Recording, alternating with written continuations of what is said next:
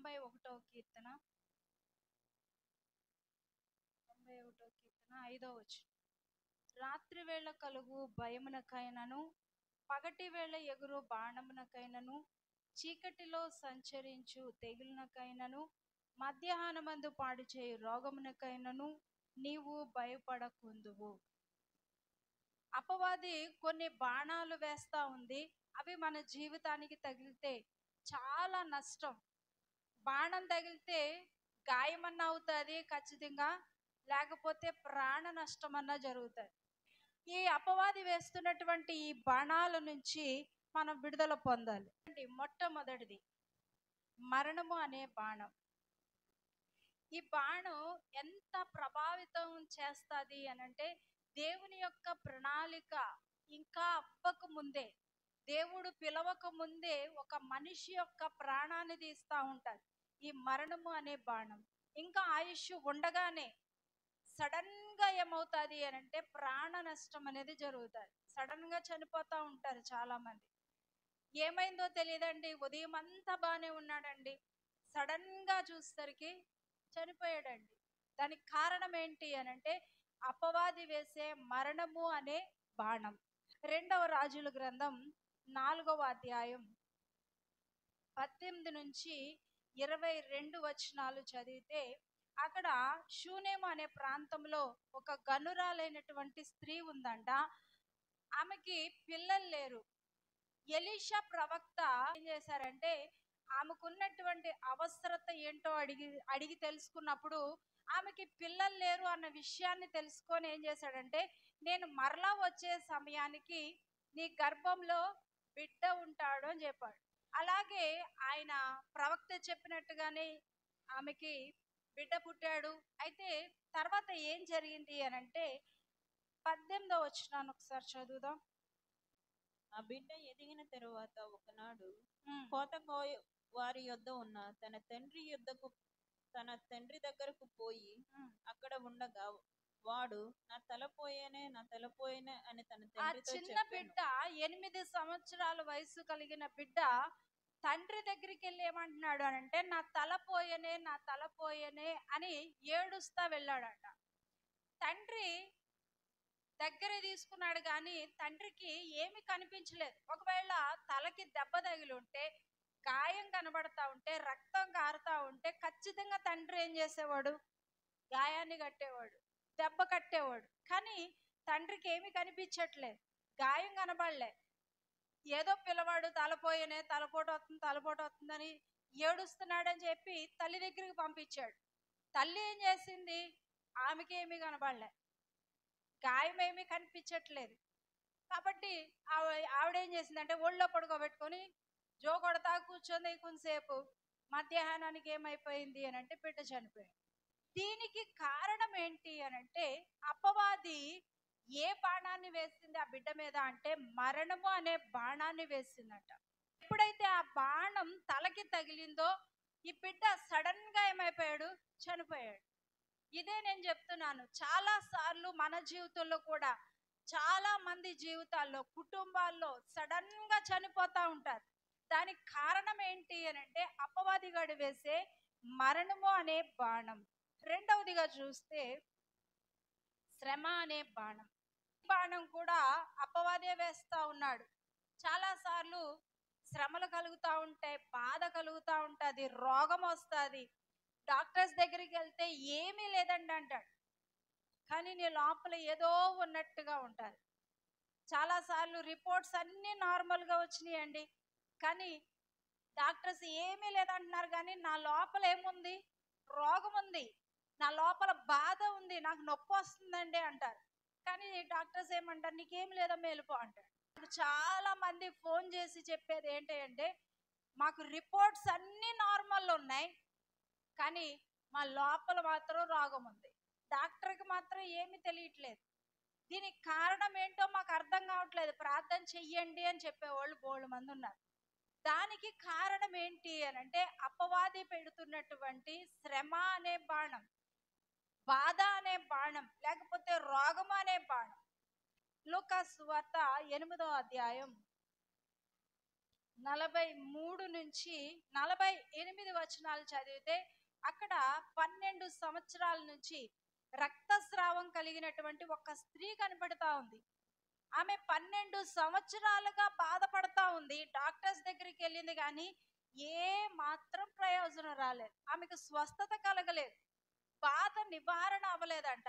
ఎప్పుడైతే యేసు ప్రభువుని విశ్వసించిందో, యేసు ప్రభువుని ముడితే నాకు స్వస్థత వస్తుంది, ఆయన గాయాల్లో స్వస్థత ఉంది అని నమ్మింది. వెంటనే యేసు ప్రభు యొక్క వస్త్రపు చెంగు ముట్టుకోగానే ఏమైందంట, ఆవిడికి స్వస్థత కలిగింది. ఈ దినాల్లో చాలా సంవత్సరాలుగా ఒకే రోగంతో బాధపడ్డాం, లేకపోతే చాలా సంవత్సరాలుగా ఒకే బాధ, ఒకే శ్రమ కుటుంబాల్లో ఏలుబడి చేస్తా ఉంటే దానికి కారణం ఏంటి అంటే అపవాదిగాడు పెడుతున్నటువంటి ఆ బాణం నీ కుటుంబాన్ని తాకింది. అందుకే నీ జీవితంలో ఏమవుతుంది అంటే శ్రమ పడతా ఉన్నావు, బాధపడుతున్నావు. రోగం దీర్ఘకాలికంగా రోగంతో బాధపడతా ఉంటే దానికి కారణం ఏంటి అంటే అపవాది వేసిన బాణం. మూడవది ఏంటి అంటే విభజించుట అనే బాణం. ఈ బాణం కూడా మన కుటుంబాల్లో చాలా సార్లు కనిపిస్తా ఉంది. కొన్ని సంవత్సరాలుగా చాలా ప్రాణ స్నేహితులుగా ఉన్న వాళ్ళు సడన్ గా ఏమీ లేకుండా ఏమైపోతున్నారు, విడిపోతా ఉంటారు.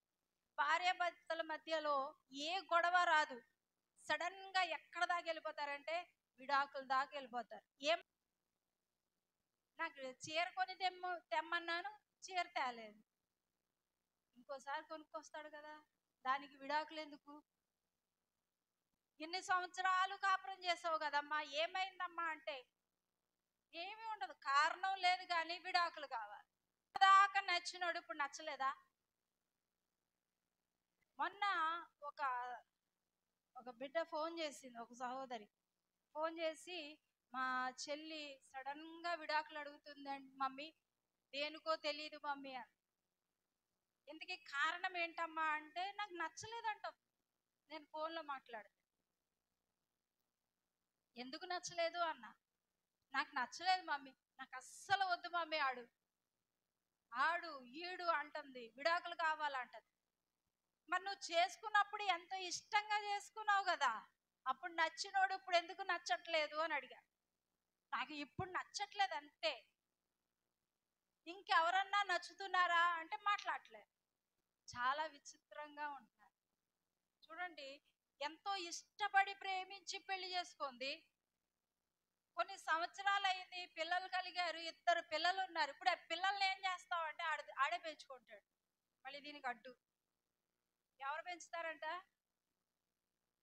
కన్నదాడి ఆడే పెంచుకుంటాడు. నాకు తెలీదు, నాకు ఒక బండి ఇస్తే చాలు, బండి ఇచ్చారు, ఆ బండి మీద తుర్రుమని తిరుగుతుంది మేడం. ఎంత దారుణంగా ఉన్నారో చూడండి.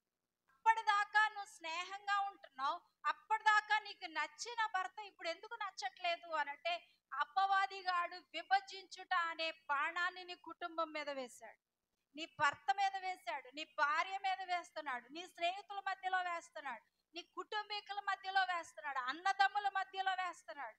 వెంటనే సడన్ గా చేదు అనుభవం, చేదు పెంచేసుకుంటారు, ఒకరి మీద ఒకరికి చేదు పెరిగిపోతుంది. అది ఎక్కడ దాకా వెళ్ళిపోద్ది అనంటే ఇక విడిపోవడమే. దీనికి కారణం కూడా ఎవరు అనంటే అపవాదిగాడు.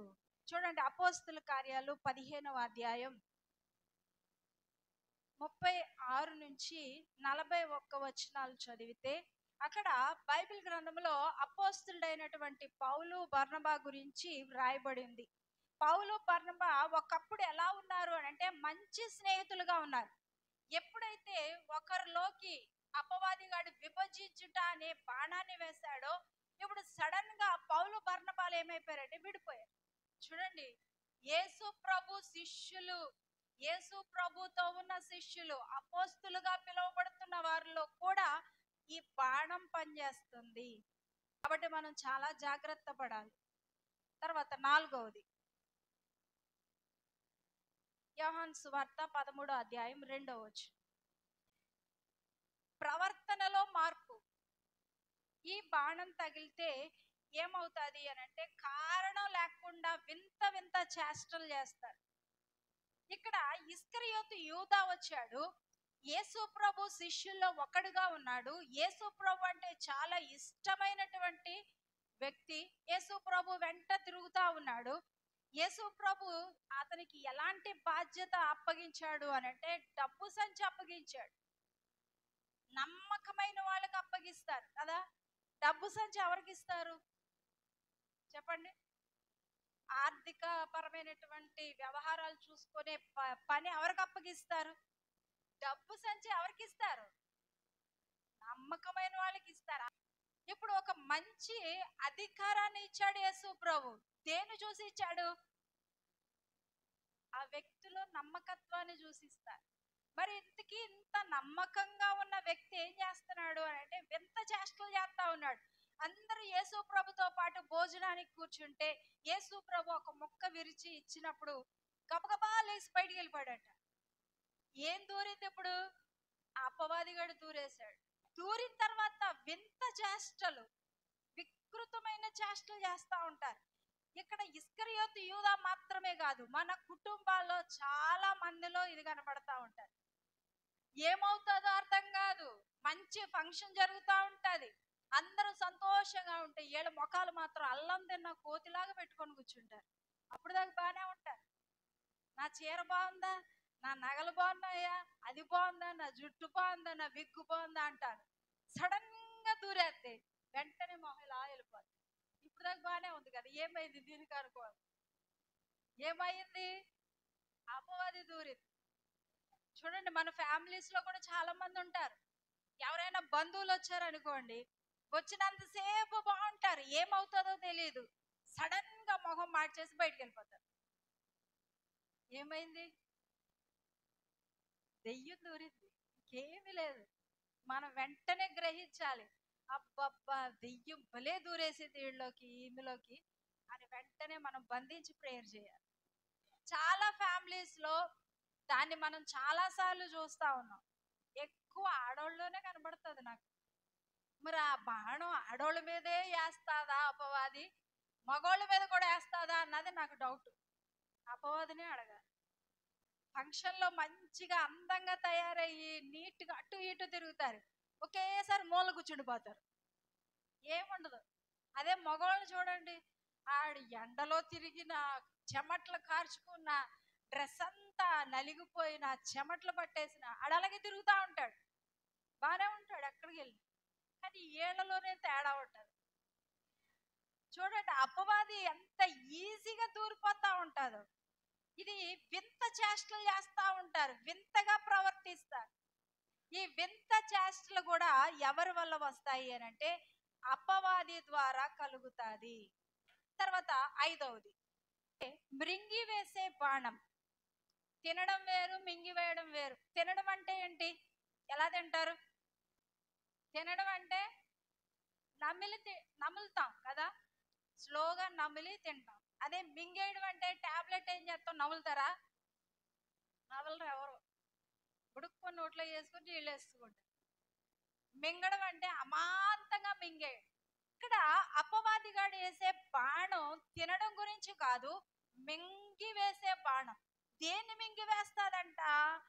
మనము సంపాదించిన ఆస్తి, మనము సంపాదించిన ధనం, కష్టపడి సంపాదించిన ధనాన్ని ఒకేసారి మింగేస్తారు.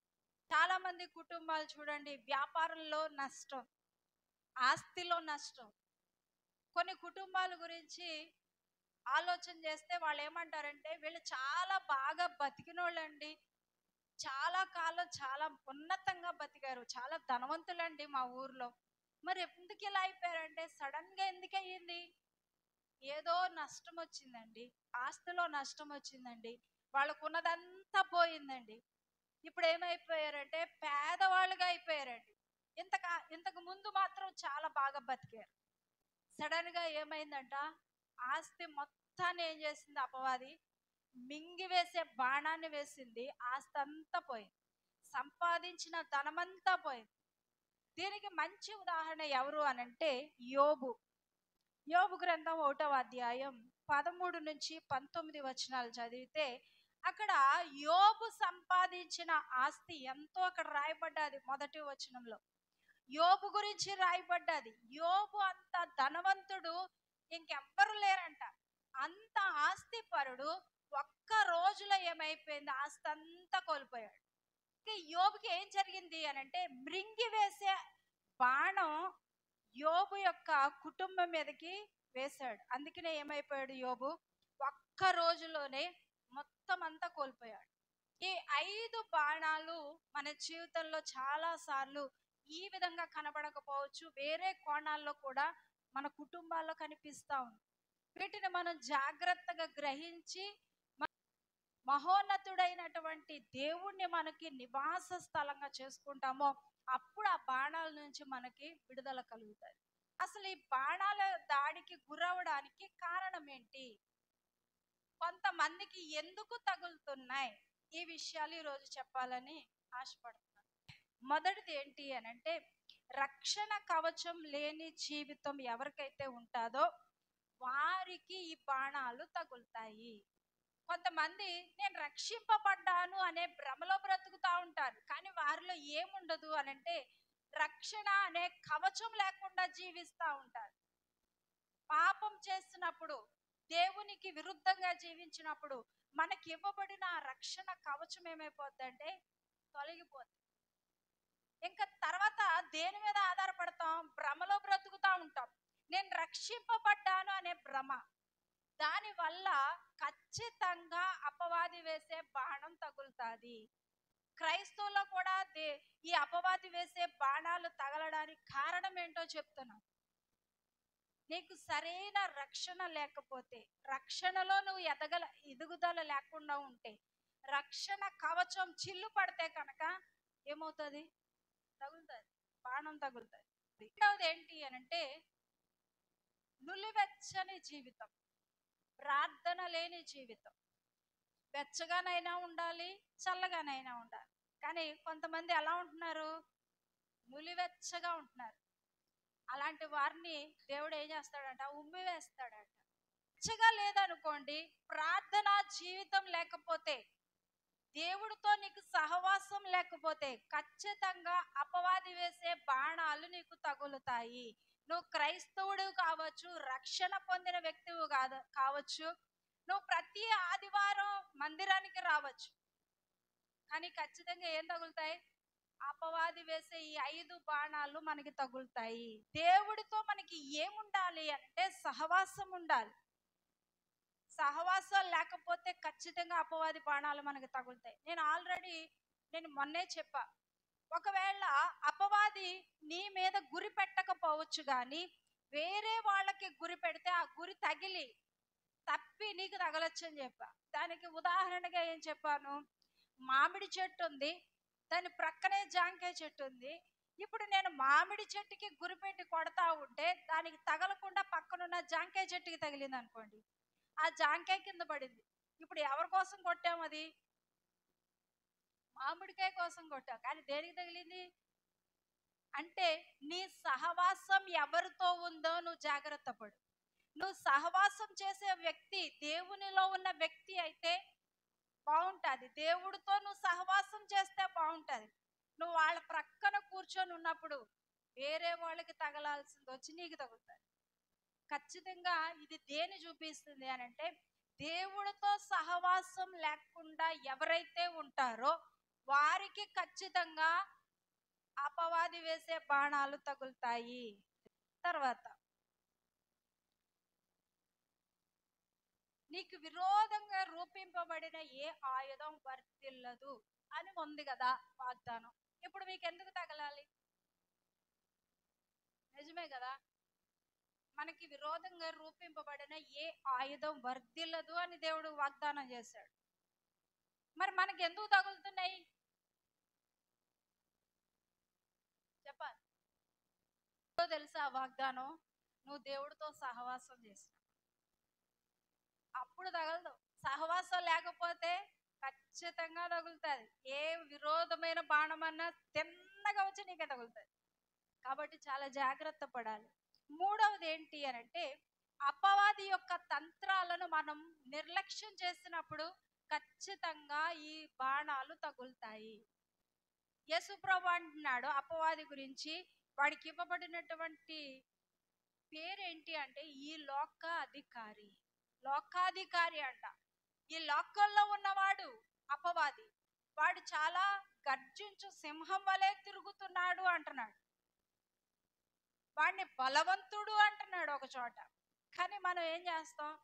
నాకేం అవదండి, అపవాదిగాడా ఆడి తలంతా యేసు ప్రభు చితక్కొట్టేశాడు, ఆడు తోకతో తిరుగుతున్నాడు, నన్నేమీ చేయడు. నిర్లక్ష్యంగా ఉండడం. అది ఎప్పుడు అది విశ్వాసం ఉండాలి, నీ దగ్గర శక్తి ఉండాలి, దేవుడితో నువ్వు సహవాసం చేసే వ్యక్తిగా ఉంటే నువ్వు ఆ మాట అన్నప్పుడు ఖచ్చితంగా అపవాది వణుకుతా వెళ్ళిపోతాడు. కానీ నీలో వేడి లేదనుకో, ఆడు తీసుకొచ్చి వేడి నీళ్ళు నీ మీద వేస్తాడు. నిర్లక్ష్యం చూపిస్తారు. నాకు దేవుడు ఉన్నాడండి, దేవుడు చూసుకుంటాడు. నువ్వు గాల్లో దీపం పెట్టి దేవుడు చూసుకుంటాడంటే దేవుడు చూస్తాడా? నువ్వు చేయాల్సిన భక్తి నీకు ఉండాలి, దేవుడితో నీకున్న సహవాసం ఉండాలి, దేవుణ్ణి నువ్వు కలిగి ఉండాలి. అవి ఏమి లేకుండా నాకు అపవాది ఏమి చేయలేడండి. అపవాదిగాడు తోకతో తిరుగుతున్నాడు, నా దేవుడు జయించాడు అంటే ఎలా వస్తుంది జయం? నీకు రాదు. అయితే అపవాది యొక్క తంత్రాలను నిర్లక్ష్యం చేస్తామో వాళ్ళకి కూడా ఖచ్చితంగా ఈ బాణాలు తగులుతాయి. 4వది లూకాసు సువార్త 10వ అధ్యాయం 19వ వచనంలో చూస్తే యేసు ప్రభు ఏమంటున్నాడంటే, శత్రు బలమంతటి మీద నీకు అధికారం ఇచ్చి ఉన్నాను, ఏది నీకెంత మాత్రము హాని చెయ్యదు. ఈ అధికారాన్ని మనం తెలుసుకున్నప్పుడు, దీన్ని మన జీవితానికి అన్వయించుకోవడం తెలిసినప్పుడు ఖచ్చితంగా దేవుడు విడుదల పరుస్తాడు. ఈ అధికారాన్ని ఉపయోగించని వారికి అపవాది వేసే బాణాలు తగులుతాయి. నువ్వు క్రైస్తవుడుగా ఉన్నా, యేసు ప్రభు శిష్యుడని చెప్పుకున్నా, నువ్వు సేవ చేసే వ్యక్తివైనా ఖచ్చితంగా ఈ బాణాలు తగులుతాయి. కానీ ఎప్పుడు తగలవు అనంటే, నువ్వు రక్షణ కవచాన్ని కలిగి ఉన్నప్పుడు, ప్రార్థనా జీవితాన్ని కలిగి ఉన్నప్పుడు, తర్వాత తంత్రాలను ఎరిగి ఉన్నప్పుడు, దేవుడిచ్చిన అధికారాన్ని నువ్వు వాడినప్పుడు ఇవేమి నిన్ను ముట్టవు. అప్పుడు ఈ వాగ్దానం మనకి పనిచేస్తుంది. నీకు విరోధముగా రూపింపబడిన ఏ ఆయుధం వర్తిల్లదు. ఈ వాగ్దానం మన జీవితంలో నెరవేర్చబడాలి అంటే మనం మహోన్నతుడైన దేవుణ్ణి నివాస స్థలంగా కలిగి ఉండాలి.